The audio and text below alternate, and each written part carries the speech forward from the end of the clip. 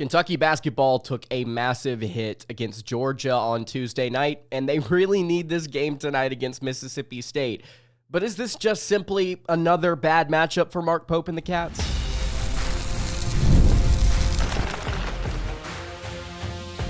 You are Locked On Kentucky, your daily podcast on the Kentucky Wildcats, part of the Locked On Podcast Network, your team every day. All right, what's going on, Big Blue Nation? Welcome on into Locked On Kentucky, your daily Kentucky Wildcats podcast. I'm your host, Lance Dawe, and on today's episode of Locked On Kentucky, we are going to be previewing Kentucky basketball's matchup on the road against the Mississippi State Bulldogs. This is yet another game where Kentucky is going to have to simply take the fight to their opponent. Another physical matchup, possibly a bad matchup for the Wildcats. We'll dive into it on today's show. Today's episode is brought to you by FanDuel. From big upsets to game-winning drives, the NFL playoffs are better with FanDuel. New customers can bet $5 and get $200 in bonus bets guaranteed, win or lose. You can visit FanDuel.com to get started. Thank you guys so much for making Locked On Kentucky your first listen every single day.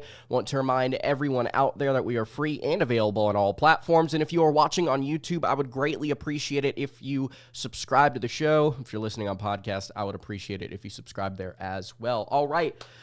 Let's go ahead and get into it. Kentucky basketball taking on Mississippi State on the road. This is a top 15 team according to all metrics except for KenPom. This is one of the best opponents that Kentucky has faced this season.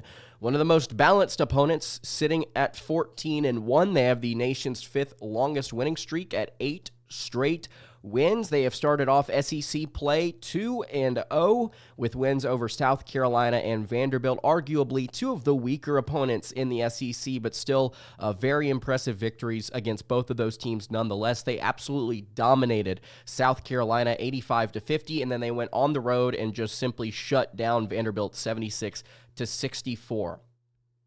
This is, right off the bat for Kentucky, another game where I think you come into it asking a lot of questions about what the Wildcats are truly capable of. Because looking at Mississippi State, you see a lot of similarities in the Bulldogs that you saw in the Bulldogs that Kentucky faced earlier this week on Tuesday.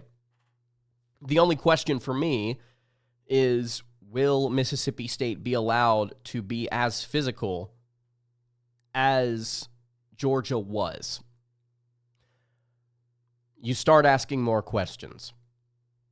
Will the opponent be allowed to be as physical? Will the whistle be as loose against Kentucky and still tight against the Cats? Will Kentucky continue to shoot poorly despite constructing, statistically speaking, the best shot-making team in the country when it comes to spot-up and catch-and-shoot situations? Will the Wildcats just continue to lack the muscle down low to prevent easy shots at the rim? Does Amari Williams and Brandon Garrison, do they play suddenly a major factor for Kentucky in what they want to do defensively? Do they step up and are they more efficient? Does Kentucky, as far as what their guards are doing, are they able to stay in front of players all of a sudden and just have more defensive intensity? It seems like Kentucky right now, with their roster, is going through a little bit of a lull, both statistically and it looks like energy-wise. It looked like that game against Georgia kind of took some things out of the Wildcats that you didn't really expect to be taken out of them, especially with the way that they fought earlier this year, both against Duke and Gonzaga, both massive wins for the Cats against two of the best teams in the nation. You really do start to continue to ask more questions about, well, what if for this? What if for that? Will Kentucky just simply turn things around in all of these different areas? Because if they don't, you're witnessing a game on the road that you just simply don't have a good chance to win. If you want to go look at KenPom, Mississippi State is favored to win this game 84-78. They have a 69% chance to win this game. We've seen Kentucky go into more hostile environments against better teams, and they've been able to find a way to win on the road, right? But this is still a very respectable opponent, a team that's absolutely in the conversation to make the Final Four at some point later on this season. This is a good squad. We've seen Kentucky play better against better opponents. But will they? Will Kentucky find a way to do that? I'm not quite sure if they can, especially with the recent news yesterday, about Andrew Carr. Andrew Carr is questionable for this game according to the injury report, meaning he has a 50-50 chance to appear for the Cats. If you cannot get him to play and play well, you could have a major, major problem. Ainsley Almanor is not good enough defensively to handle what Mississippi State is going to throw at you. They're just simply not. If you are going to put Almanor out there, if you are going to just say, okay, fine, we'll work with what we have in our front court with him and Garrison and Williams and just hope that you don't get into foul trouble, I have a feeling it could be a long night. Looking at what Mississippi State likes to do well, they like to attack the rim aggressively. They are one of the best offensive rebounding teams in the nation. They are 32nd nationally in offensive rebound percentage. They are top 15 in turnover percentage on offense, top 50 on defense. They create havoc, they grab boards, and they do not turn the ball over themselves. This is an efficient, disciplined, experienced team with several players down low that are going to give Kentucky problems. This is not one of those games where you just come in and you say, well, maybe Kentucky can try and punch above their weight class here. No, Cameron Matthews, RJ Melendez, Riley Kugel, Keyshawn Murphy, Michael Nwoko. It is not one or two players. It is several for the Bulldogs. And we have not even gotten to their lead guard, Josh Hubbard. Cameron Matthews is the big question mark for me in this game. For Mississippi State, obviously, we have all these questions about Kentucky, but if Kentucky doesn't play more physical, if Kentucky doesn't grab rebounds, if the whistle goes against the Wildcats as egregiously as it did against Georgia earlier this week, Cameron Matthews is going to feast. The senior wing is averaging 8 points a game, 6.9 rebounds, 4.1 assists, while shooting 61.8% from the floor and 33% from three. He is currently their sixth leading scorer. I have identified him as the X factor in this matchup. Keyshawn Murphy and Michael Nwoko at the center position are also going to be major problems. Melendez as well, but I don't think as much as Matthews, who can handle the ball a little bit better. Matthews, according to KenPom, is the second most utilized player when he is on the floor for Mississippi State. He may not score a ton, but in terms of rebounding, assist rate, steals, blocks, he does a little bit of everything for them. If Carr is not able to go in this game, Kentucky will get shredded by Matthews. It will be a major, major problem. However, we've seen games like this before. We've seen teams like this before against Mark Pope. If there's going to be any hope for Mark Pope, what does Kentucky need to do to find a way to win this game? We'll break it down here in just a second. Before we continue, though, I do want to tell you guys about our friends over at TurboTax. This is a message from our sponsor, Intuit TurboTax.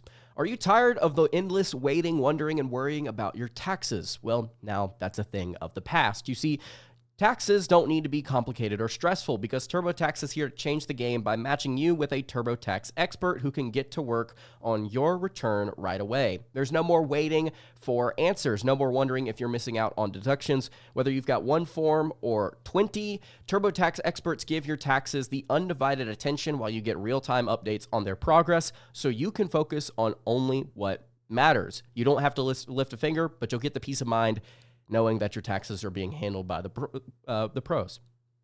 You can ready for stress-free taxes and the most money back guaranteed by heading over to TurboTax.com today. Get matched with your expert who's ready to take your taxes off your plate so you can focus on your day. Only available with TurboTax Live full service. Real-time updates only in the iOS mobile app. You can see guarantee details at TurboTax.com/guarantees. All right, continuing along here on the Saturday morning edition of Locked On Kentucky. Lance Dawe hanging out here with you. I really appreciate you guys checking out the show today.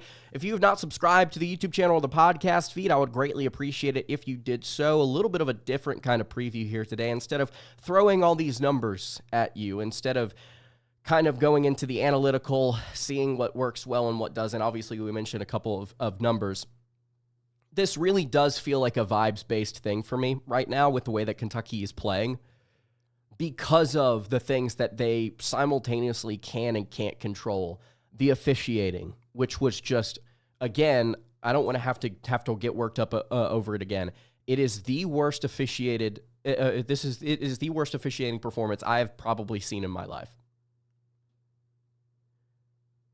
They can't control that. Kentucky can't control that. They have to, however, control what they do on offense and rebounding the basketball. And it is just simply a question of, okay, does Kentucky all of a sudden just start making shots? Do they just make shots? Do they go on the road? Do they beat a team they probably shouldn't? And do they make shots? And do they rebound?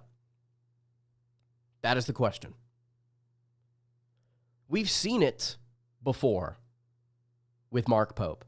If you want to go look at last year, I think a prime example of this is late in the season, you played on the road at Kansas. You came into what was an incredibly hostile environment. You were struggling at different points offensively. Kansas had multiple runs in that game, if I'm not mistaken. And BYU just clutched it out with the final 7 or 8 minutes of the game. They kept it close throughout. They pulled back whenever Kansas tried to pull away. Because Kansas at one point where they were up like 7 or 8 points in the second half. And then BYU just continued to make shots, make clutch shot after clutch shot after clutch shot down the stretch. In that game, BYU found a way with Mark Pope at the helm.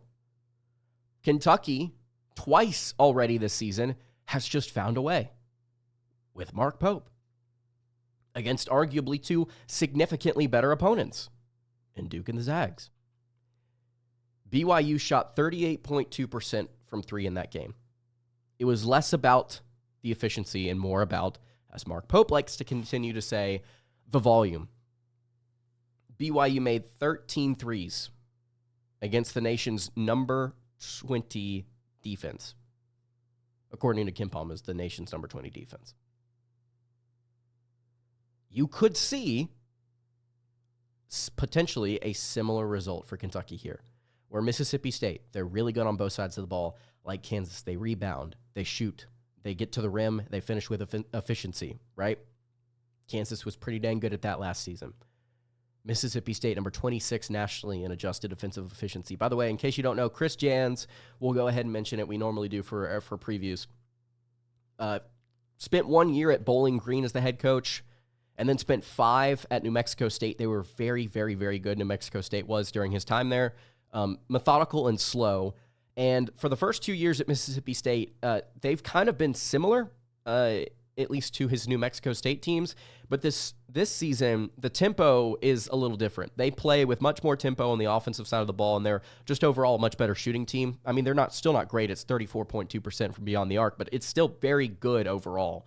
It's still a very, very much improved offense. They're currently, through 2 games, shooting 61.5% from 2 against SEC opponents. Again, you're going to have to see Kentucky buck some trends and just gotta win out here. That is kind of what I'm continuing to lean back on.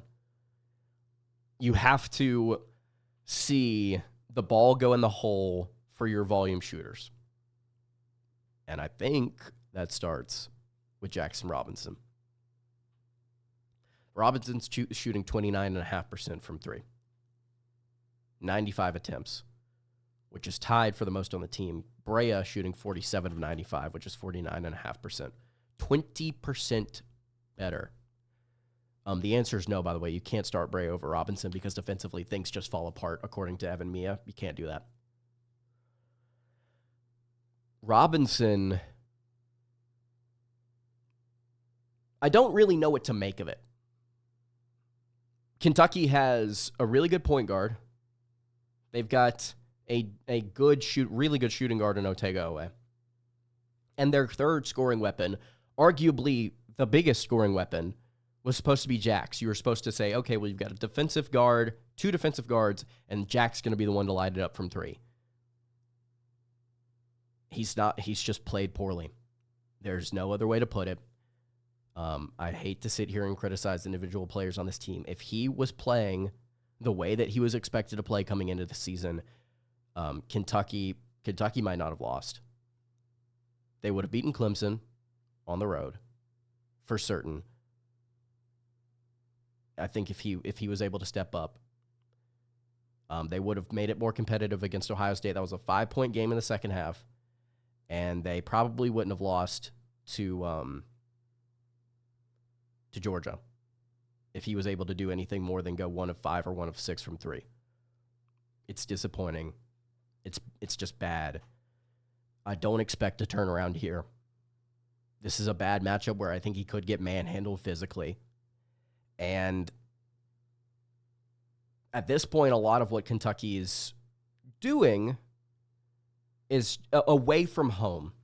It's just going to have to be okay, prove us wrong. Prove us wrong. Find a way to prove us wrong. You're not getting the production from your top guys that you were expecting away from home. However, the reality of the situation is you don't play every single game away from home. Kentucky, after this, will play at home against Texas A&M on Tuesday. They should win that game. I would expect them to win. They play against Alabama at home. That's another game where I expect Kentucky to win. I expect Kentucky to win at home. It's the games on the road like this that just frustrate me. You can hear it in my voice. It's not defeat. It is more frustration that I don't have the energy currently to throw at. I don't have the energy to throw at it.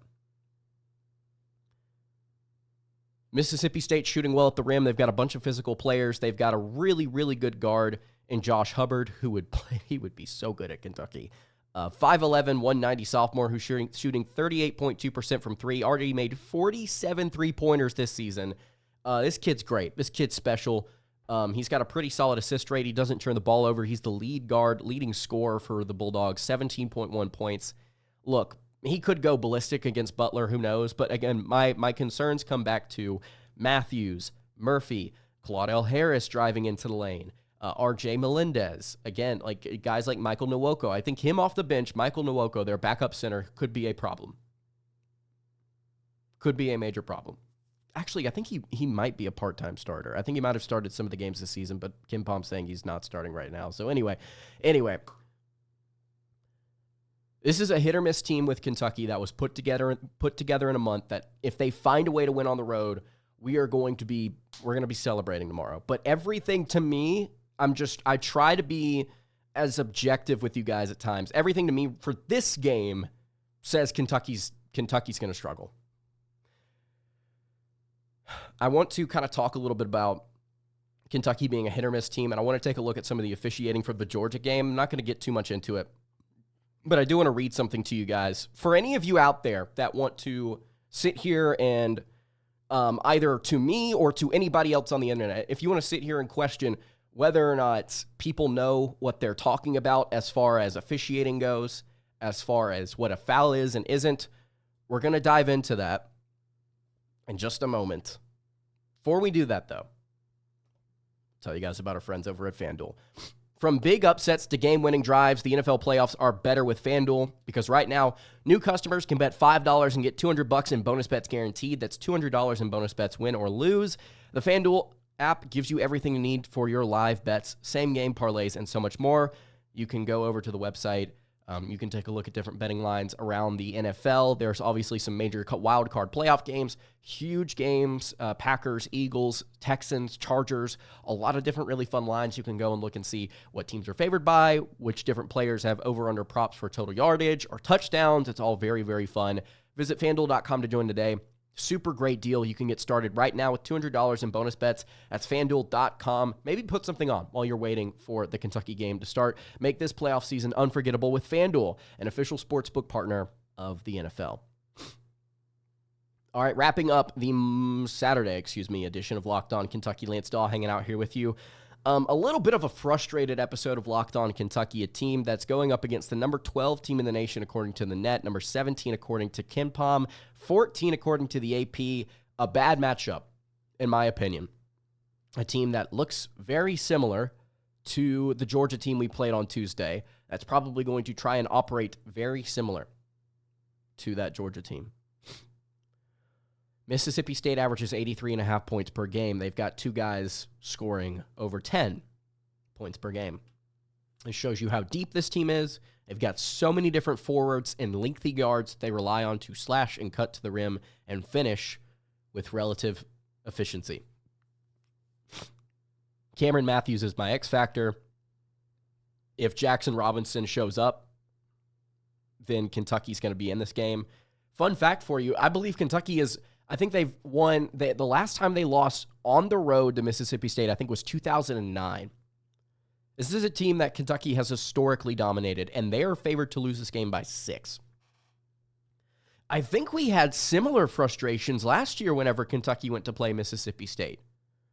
If I'm not mistaken, this was a state team where I was like, man, I don't know how Kentucky wins this. Of course, that team could actually shoot the ball like consistently. Like, Kentucky had a lot of different really solid three-point shooters on that team. This year, you've got Brea, who is probably the lone true three-point shooter on this team, who's really good. Yes, Lamont's shooting 40%. I don't think that's going to hold. Ortega's gone down to 35. Jax, again, is at 29. Andrew Carr's at 29.6. Carrizo is shooting 26%. I mean, Almanor's down to 32.4. I mean, Butler and Brea are carrying that 35.7% from three that Kentucky is currently averaging. By the way, Kentucky's opponents so far through 2 games are shooting 64.9% from 2. Again, Mississippi State leads the SEC right now, at least in terms of conference statistics, in 2-point field goal percentage. You have to buck trends. If Kentucky wins this game, what are they going to do? Well, they're going to find some consistency. If you want to go look at Evan Mia, he actually put up a tweet a couple of days ago. I'll pull it up for you right now for those of you listening. He tweeted out and had the current college basketball team efficiency landscape from evanmia.com based on predicted team efficiency going forward.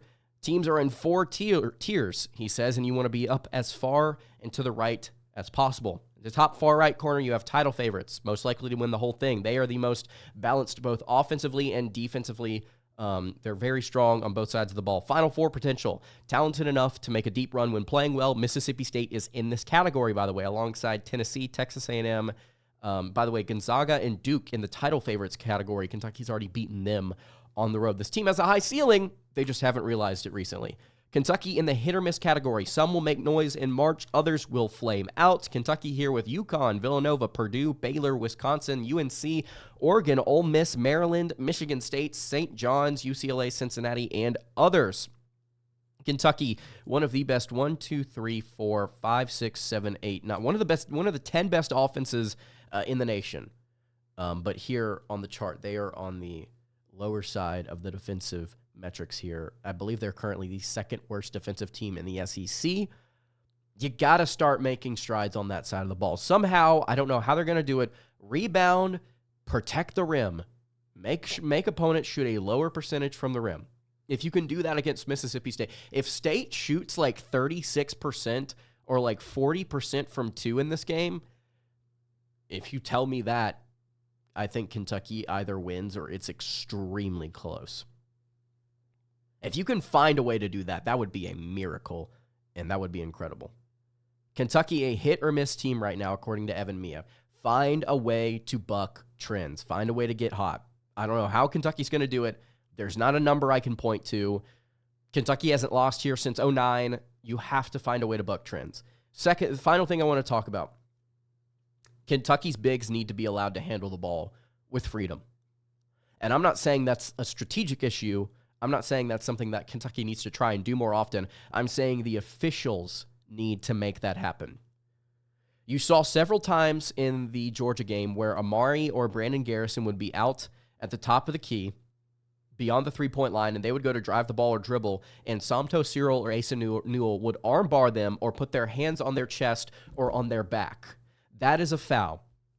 For anybody out there that doesn't think that's a foul, I decided to go and download the NCAA's official men's basketball rule book. You can find this on ncaa.com. It's free. You can pay $10 for the most recent version of it if you would like.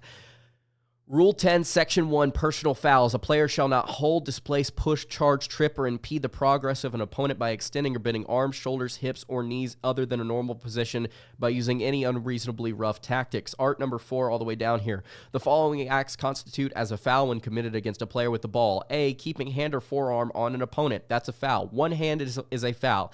B, putting two hands on an opponent. So you can put one or two, doesn't matter, it's a foul. C, continually jabbing an opponent by extending arms and placing a hand or forearm on the opponent. And D, using an arm bar to impede the progress of a dribbler. If you don't think Kentucky's bigs were getting arm barred on Tuesday night, you can go and find a clip. I believe it was by, I think it's Bleed Blue Casey or something like that, where he put out a tweet just showing a clip from the game, and the color analyst is literally praising Georgia's defense and identifying the fact that the Kentucky player is getting arm barred and calling it good defense. It is objectively, according to the rule book, a foul. Kentucky's bigs, every single time somebody puts their hands on them like that, on the top of the key, they should be called for a foul. Somto Cyril should have fouled out of the Georgia game with about 10 minutes left in the first half. Should have happened. With the way that game was being called, it was egregious, it was pathetic, and if you're sitting here saying, well, Kentucky should be called for those fouls too, I agree. I agree the foul should be called. I think the game of basketball is not a physical rough-em-up sport. It's not football. This is what is supposed to be mainly a non-contact sport. Yes, there are different ways that post players can be allowed to kind of get into each other.